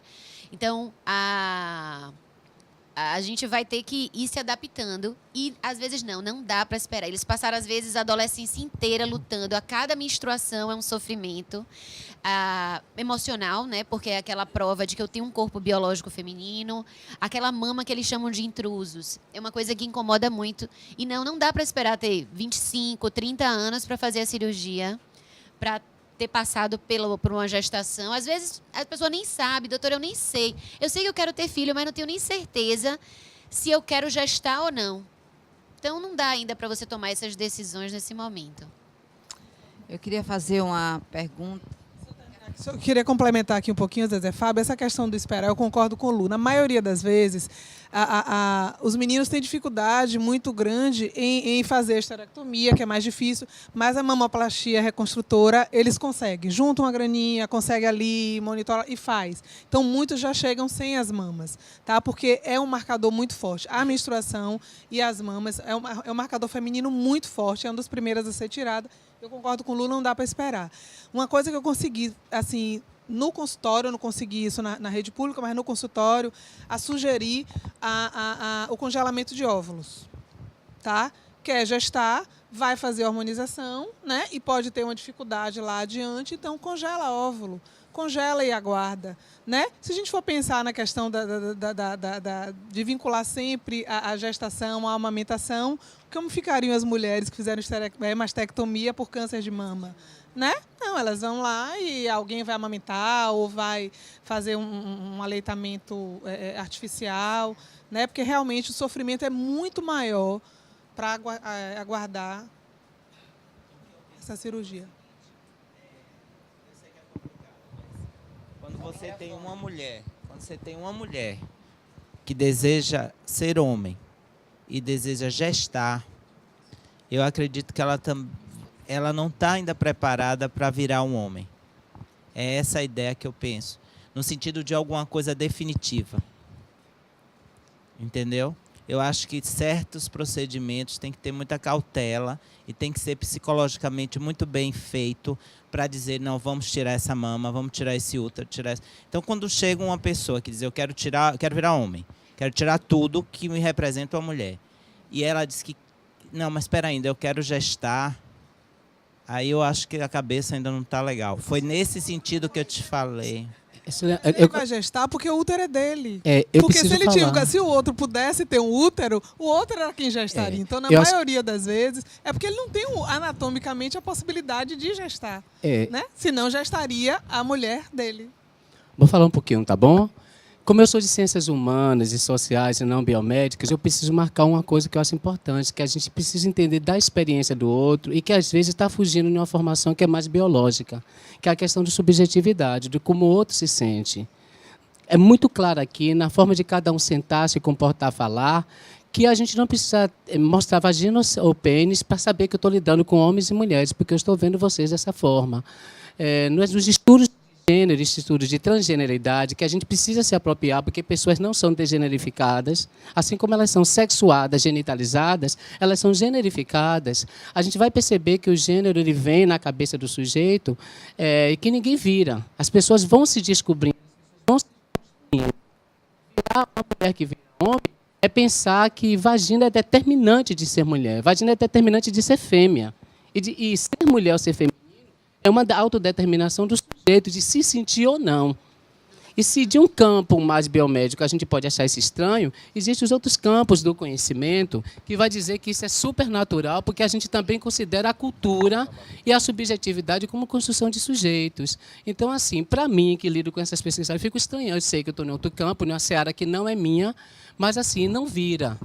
Cada um vai se descobrindo. O nosso corpo é muito importante, ele diz muito da gente, demais, muita coisa muito importante. Várias ciências, elas se aprofundam, a gente depende muito da formação de Patrícia, depende muito da formação de Luciana, mas depende muito da psicologia, depende muito das ciências sociais, para dizer que o nosso corpo tem significado, tem sentido a partir também do cultural e do social. As pessoas não vão virar. As pessoas vão se descobrir. O estranhamento que cada um de vocês tem em alguns aspectos da sua vida psicossocial não é da agora. E não foi o biológico que respondeu. Foi você se construindo, procurando dar sentido. Então, a gente precisa...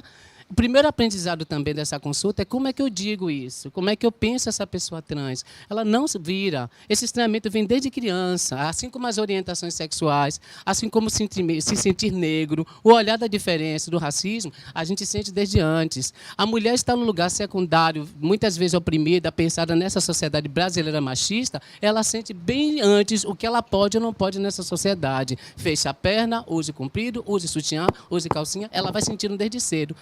E não foi o corpo que determinou essa percepção secundária e opressora do feminino. Está dentro da cultura. Então, assim, só para a gente, o recado não tem nada a ver com a tua fala, para a gente mesmo. Porque a clínica com a pessoa trans faz com que a gente reencontre o psicossocial e cultural que existe na formação que nós temos. Tá bom? Não esqueçam disso. Só um adendo. Eu queria... Tá, Desculpe, só um adendo disso. Eu não virei homem, eu sempre fui homem, eu já nasci homem. Só nasci dentro de uma caixa que me colocaram, que eu não respeitei, porque o meu corpo, minhas regras, a minha autonomia. Então, se eu, João, sou João, retifico meu nome, tenho direito de hormonizar ou não hormonizar, faço a minha transição, porque o nome não é virar ou mudança, é transição. E assumo que eu sou João, não virei. Até porque virar é uma coisa que se eu virar aqui, eu continuo João. Virar é uma palavra muito doida, tipo, virei. Vou virar, vou continuar João. Eu quero ser rico, vou virar e ser rico. Eu quero ser um astronauta, vou virar e, enfim. Então a gente não vira, a gente é o que a gente é. Até porque, se eu dissesse hoje a você que entre nascer um cara cis e nascer um cara trans, pra mim a melhor coisa da minha vida foi ter nascido um cara trans. Porque eu posso filtrar as pessoas que aparecem na minha vida, filtrar quem eu quero que me atenda, filtrar todos os procedimentos que eu faço na minha vida. Porque se eu tiver que escolher alguma coisa hoje, é escolher quem eu quero que ande do meu lado, escolher qual atendimento eu quero seguir, o que eu quero fazer, do que dizer, eu sou trans, vou ali ter que explicar para juiz o porquê eu quero retificar meu nome, vou ali ter que explicar para Deus e o mundo o que é ser quem eu sou. A gente não vira, a gente é. A gente já nasce assim. Tudo isso é uma coisa muito nova para todos nós, né? Nós nos acostumamos... Tudo isso é uma coisa muito nova para nós todos, porque o que é comum é a homossexualidade. Né? A gente sabe lidar melhor com essa questão da homossexualidade. Essa questão do trans e do cis, que eu não sei bem como é que eu me coloco nessa questão do cis. Eu não sei ainda diferenciar. Como ginecologista, eu estou pouco informada. Com essa questão do cis. A gente estava até discutindo aqui. Então, a questão é a seguinte, eu fazendo um pré-natal de uma menina, a avó foi junto. E, por acaso, a menina teve um sangramento. Eu não faço ultrassonografia, mas tem ultrassom no meu consultório. E, de repente, estava na posição super ótima no primeiro trimestre. E eu disse, oba, um menino. Já sabe o sexo? Não, é um menino. Aí a avó, a mãe da menina, disse assim, doutora, ele vai ser o que ele quiser. O que ele quiser. Eu fiquei meio sem graça naquele momento, porque eu não estava habituada a essa questão. E fiquei assim, não, isso é verdade, isso é verdade. A vontade que eu tinha de dizer a ela dizia, não, ele vai ser médico, ele vai ser advogado, à vontade. Mas eu disse, não. Então, tudo isso está novo para a nossa sociedade. E as pessoas, era uma professora da UFBA, uma pessoa feminista, toda direcionada para os problemas humanitários, uma pessoa muito distinta. Eu, quanto médica, não estou muito habituada a lidar com isso. Parabéns, Patrícia, foi minha residência de lá do IPERBA, brilhantemente. Eu sabia que eu ouvi falar de você. Mas essa questão toda. Agora, eu tenho uma pergunta direcionada à Luciana. Essa questão do trans, a gente sabe, acho que não tem nada de genético, talvez. É comportamental apenas. Eu queria saber isso. O que é que leva? O que é que está levando? É a emoção? É o meio? Porque a gente sabe que genética não é. O trans, que é homem, ele é XY. E o trans, que é mulher, é XX. Então, aliás, o contrário. Então, eu queria saber o seguinte, do ponto de vista atual, tudo isso que a gente tem que lidar com todas essas questões. O que é que está levando a essa opção de ser trans? Qual o ajuste maior que se pode fazer nessa, por exemplo, a gente discutindo isso numa pessoa leiga, A pergunta era essa. Tá, e Jana. essa questão da avó que disse, eu achei. Depois eu fiquei a pensar, meu Deus, que bom que ela que está pensando assim, não é? Não, com certeza. Eu fico super feliz quando eu ouço isso. A gente também tem que dosar para as pessoas também não exagerarem, né? Não perderem o ponto. Mas essa questão da pessoa querer, ele vai ser o que ele quiser, eu acho fantástico, em todos os aspectos. Em relação à etiologia, né, que é o termo que a gente usa para a sua pergunta, a gente não sabe. Então, não tem nenhum trabalho mostrando nada que seja de nenhum fundo genético. Em relação ao ambiente hormonal, porque para os indivíduos com DDS, uma das questões que se coloca muito, porque eu tenho, no caso da insensibilidade androgênica, né? Aquela pessoa que tem um defeito de receptor androgênico, 46XY, mas tem uma identidade totalmente feminina, né? Aquelas formas completas, elas chegam no consultório da gente, totalmente femininas, né? Então, se discutia muito que se seria um ambiente, o meio hormonal. Ou você teria também o inverso, uma hiperplasia adrenal congênita, que foi exposto a tanto andrógeno e nasce muito virilizado, e você pode criar no sexo masculino. Então, existe talvez um imprint cerebral do ambiente hormonal, mas a pessoa trans vem e desconstrói isso. Porque eles não têm alterações hormonais nenhuma, eles não têm alteração de receptor, de funcionamento de receptor.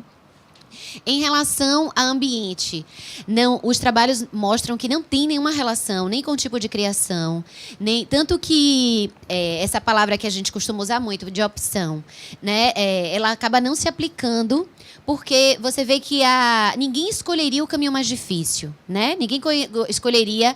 E aí você vê crianças que são vítimas de violência na família, que apanham. As histórias que a gente ouve são histórias muito tristes, frequentemente, de vários tipos de violências diferentes. E você vê que isso não muda. Então, não é o ambiente. Não é porque foi criado por uma mãe solteira. Não é porque não tinha uma figura paterna. Não tem nada a ver. Então, aparentemente, a gente não tem causa, né? Eu acho que, como eu sou da fisiologia, eu acho que a gente vai achar sim. Eu acho que a gente vai achar uma questão de espectro, como a gente tem para a puberdade, como a gente tem para várias coisas, mas hoje, a ciência ainda não tem essa resposta e não parece ser, então, nem comportamental, nem emocional, nem forma de criação, nem genético, nem hormonal. A gente não tem nenhum dado que direcione para nenhuma dessas questões, né? Bom, aí assim, do lado de cá existe uma contraposição que eu vou tentar manejar da melhor maneira possível, mas as ciências, talvez biológica, biomédica, não têm a resposta. Eu vou encurtar a ciência, não tem, e vou cortar a ciência. As ciências sociais, as ciências antropológicas, ela vai dizer que que o gênero é uma construção sociocultural, sim. Porque a gente performatiza, a gente está sentado, a gente está vivendo, e que ele não tem essa determinação do sexo. Talvez porque a categoria sexo seja a categoria mais usada pelas ciências biomédicas para diferenciar sujeitos e não gênero, porque gênero é cultura e subjetividade, e não é matéria do fazer biomédico.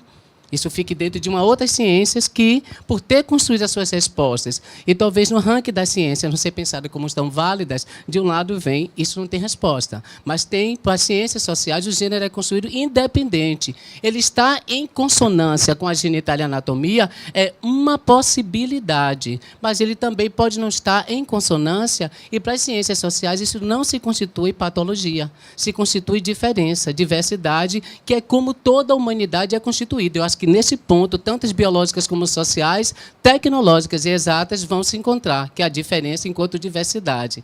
Então, do lado de cá, nós não vemos essa questão de ser trans como algo que é estranho. E eu acho interessante que nisso a gente tem consonância, que também as ciências biomédicas não têm essa etiologia, porque buscam a etiologia para a diferença, porque o viés da saúde, da biomedicina, encontra essas respostas.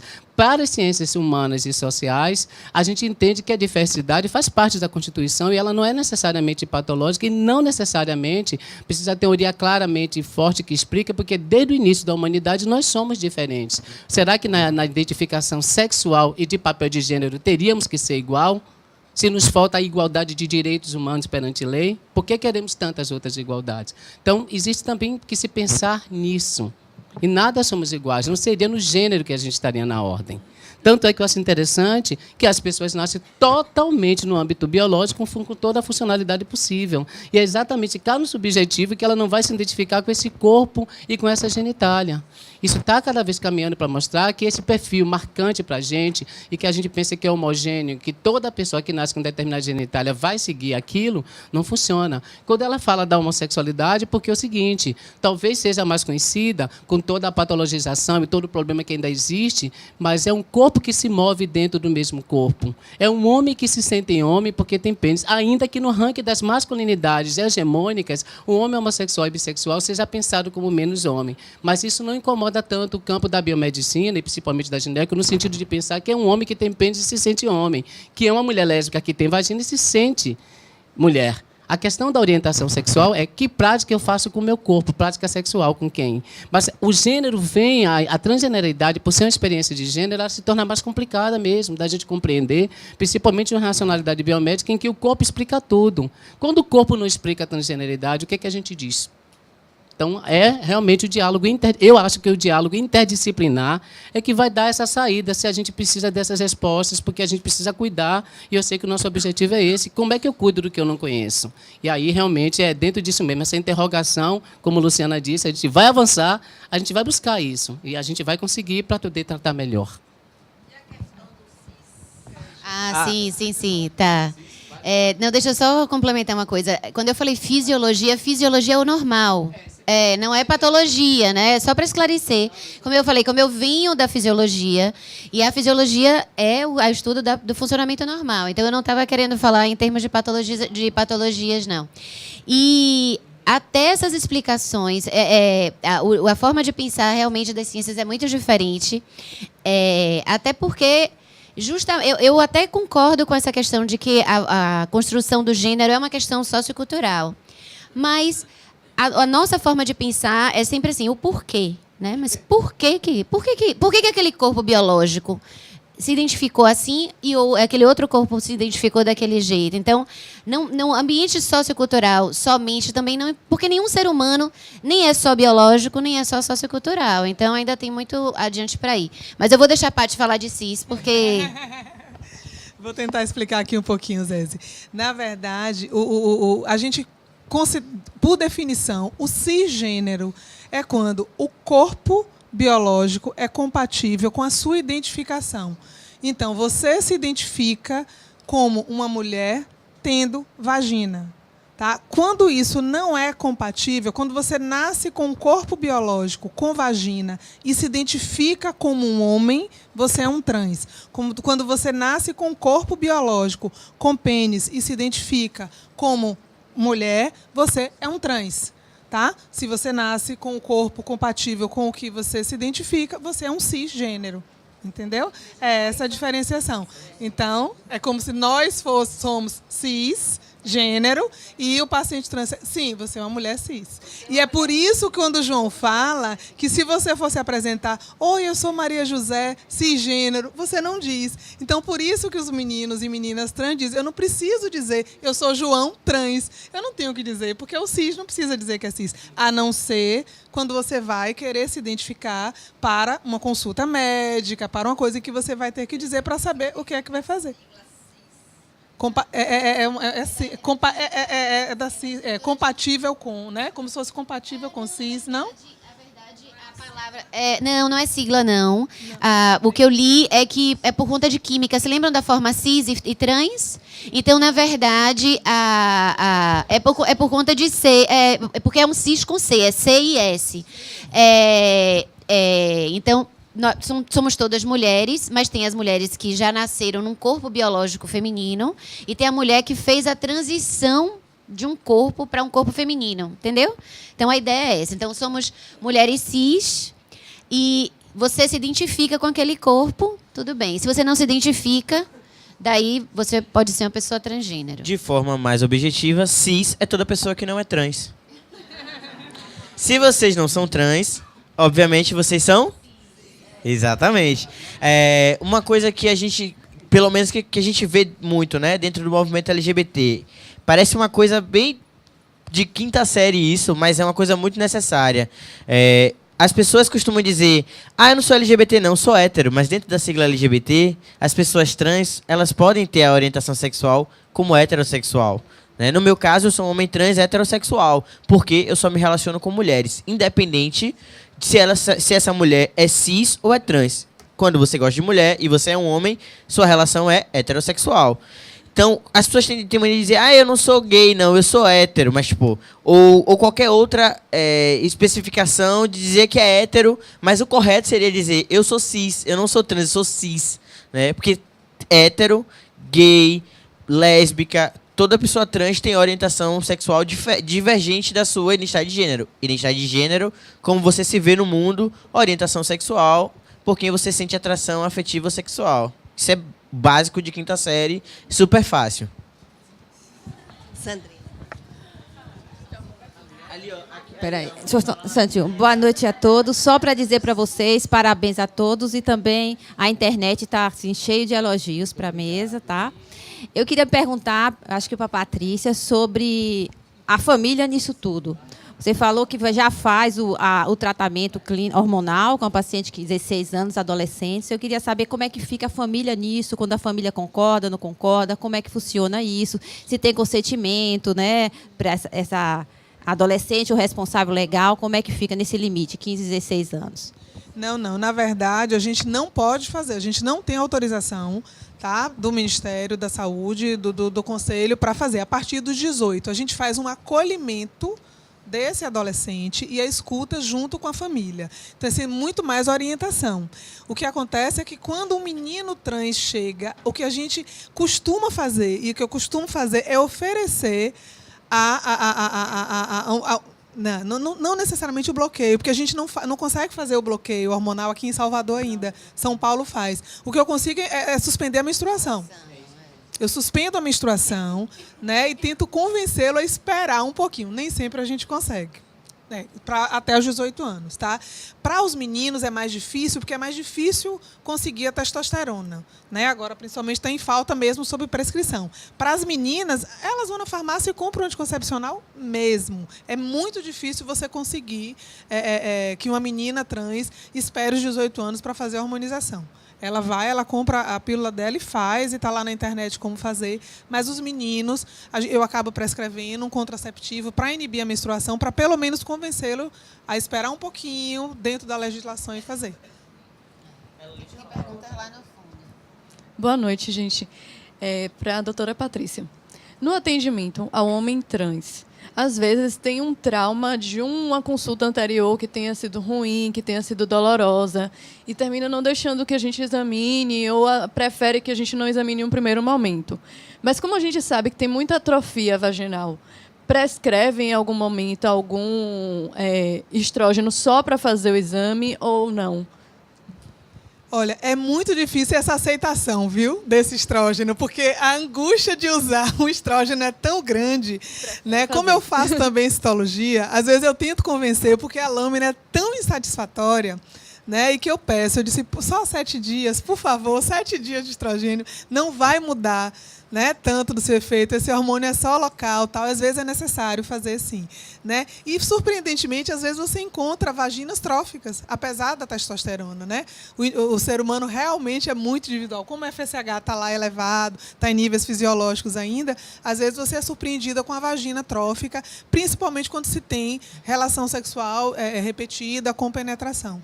Tá? Mas realmente tem que ser um exame muito mais cuidadoso. Hoje eu não consegui fazer um exame especular em um dos meninos que eu atendi, e eu disse não. Talvez no outro momento ele não aceitou fazer a estrogenização e a gente vai adiando o exame, como a gente faz numa consulta ginecológica, né, com a mulher cis. É uma outra coisa também, antes de passar, sobre a questão da mastectomia, a questão do plano. Porque, às vezes, o plano ele cria uma confusão dizendo que é uma coisa estética. Como é que se procede diante disso? Olha, eu não conheço, assim, nenhum dos meninos que eu atendi fez pelo plano de saúde. Eu já tenho um paciente que ele já chegou com a mastectomia feita e que o colega conseguiu a histerectomia pelo plano com liminar, sob liminar. Um bom relatório. Aí depende de um bom relatório médico falando de que já passa pelo processo de hormonização, tal. E aí, com um bom relatório, ele conseguiu que fosse feita a histerectomia. Obrigada. Rapidinho, só para...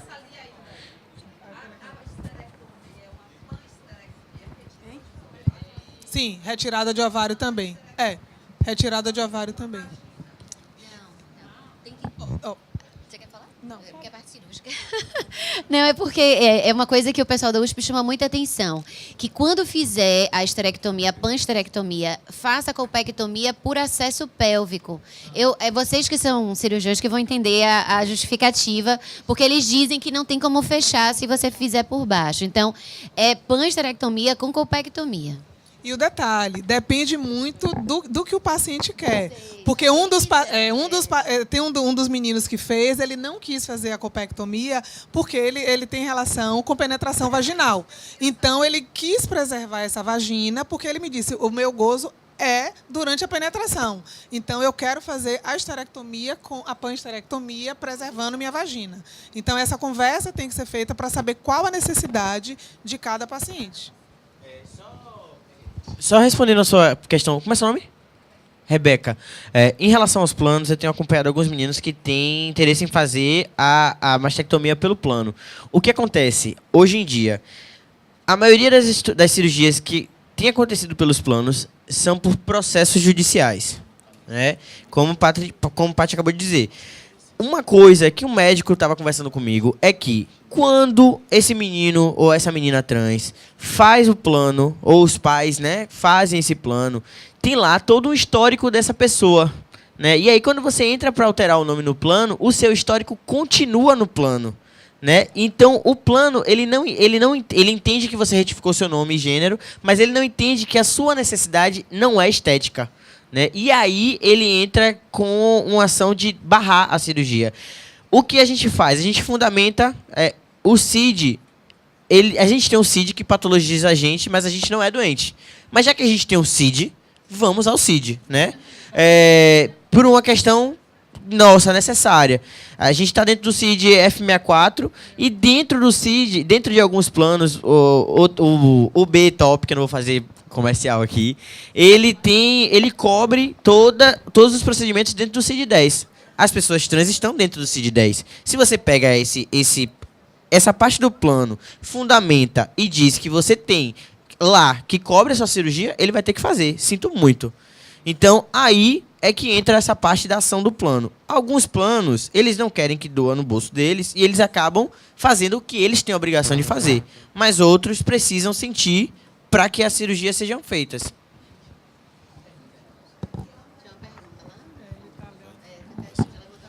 Oi. Não, a doutora daqui, que ela estava falando, de certa forma, uma questão que não chegou aí, que é corroborando com a Ailton, que não é moda e nem as trans existem de agora. Então, assim, a ciência biológica ela não tem o hábito de analisar historicamente. Então, assim, a gente tem alguns teóricos sociais. Aqui na Bahia existe Berenice Bento, né? Luiz Motti, que é um historiador, e a gente tem Guacira Lopes Louro, que são alguns teóricos que estudam a questão da transexualidade. Em todos eles vem trazendo que a transexualidade, assim como a travestilidade e a homossexualidade, ela está em todos os marcos teóricos e históricos. Algo que diferencia são as nomenclaturas. Então, quando a gente estuda a questão da teoria, a gente diz que a gente não pode colocar... A teoria ela não consegue abarcar a realidade. A teoria ela pega um pedaço da realidade e teoriza. Então, quando a gente fala dessas pessoas trans e também de LGBTs, de homossexuais, e a gente fala muito da teoria queer, do que possa vir daqui para frente, então todos esses seres já existem e são normais. Agora, como a gente vê, é uma minoria, então tudo que é minoria, ela tem uma certa dificuldade de convivência. Então, as pessoas trans, elas sempre existiram. Então, assim, quando Luiz Motti, que é um historiador, fundador do GGB, que pesquisa a questão histórica da questão da homossexualidade há muito tempo, ele tem alguns registros, né? Que, por exemplo, a palavra homossexualidade ela é da década de 70. No início da década do início do século, se falava acerca de homossexuais como sodomitas, pacientes. Então, as nomenclaturas elas vêm existindo no decorrer histórico. O que acontece hoje com a liberdade, com o ativismo e com a nova pesquisas e que vão identificando essas pessoas que estão nomenclaturando trans. Homens trans, mulheres trans e cada dia novos nomes. Mas nós, LGBTs ou transexuais, sempre existimos e sempre estamos nos marcadores históricos.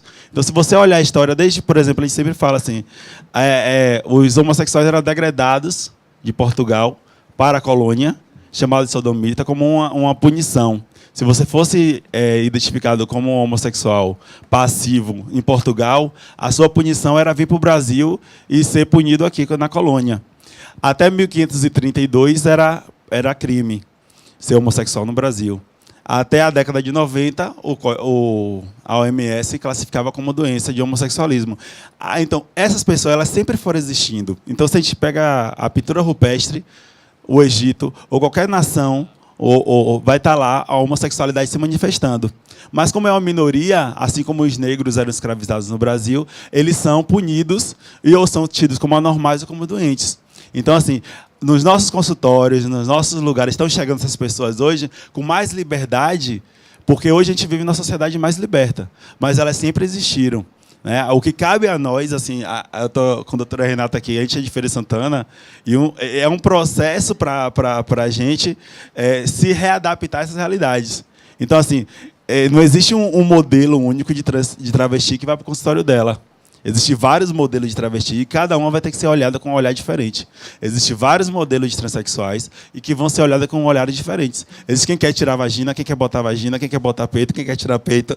Então, assim, e aí vai se adaptando às realidades. A gente entender que todo mundo, como o João falou, é diferente. E que a gente tem que estar aberto a essas diferenças para conviver harmonicamente. Até mesmo a questão do Papa Nicolau, a gente vai enquadrar esse homem trans nessa condição de riscos, né? Como tem um protocolo para cis, para mulher que tem ímen, a mesma coisa é esse homem trans que pode ter ímen, que pode nunca ter sido penetrado. que pode não ter esse risco maior do HPV e que a gente pode seguir um protocolo, já que não existe, mas um protocolo humanizado, né? Mais alguma pergunta, gente? Já. O horário, por causa do horário, a gente... Vamos à última, então. Boa noite. Para a doutora Patrícia e doutora Luciana. Eu queria saber a experiência de vocês com a fisioterapia. Vocês costumam indicar para fisioterapia ou conhecem algum ambulatório que tem essa parceria e o resultado? Fisioterapia para o assoalho pélvico. Principalmente para pós-cirúrgico, para relaxamento, melhorar a função muscular. Entender. Não, porque lá no CEDAP nós temos um serviço de fisioterapia que está à disposição, né, para o atendimento. Alguns meninos fazem acompanhamento, não eu não encaminhei nenhuma ainda em relação ao assoalho pélvico. Não chegou nenhuma demanda para isso. Tá? As mulheres trans que eu atendi cirurgiadas foram muito poucas, só foram 2, né? E nenhuma delas, né, chegou ainda com essa demanda. Mas lá no CEDAP nós temos Elis e, como é o nome da outra? Denise, que fazem a fisioterapia. Eu também não tenho experiência, não. Gente, eu queria agradecer a presença de todos, agradecer essa mesa maravilhosa e convidá-los para todas as nossas sessões, que sempre são bastante agradáveis e importantes. Obrigada.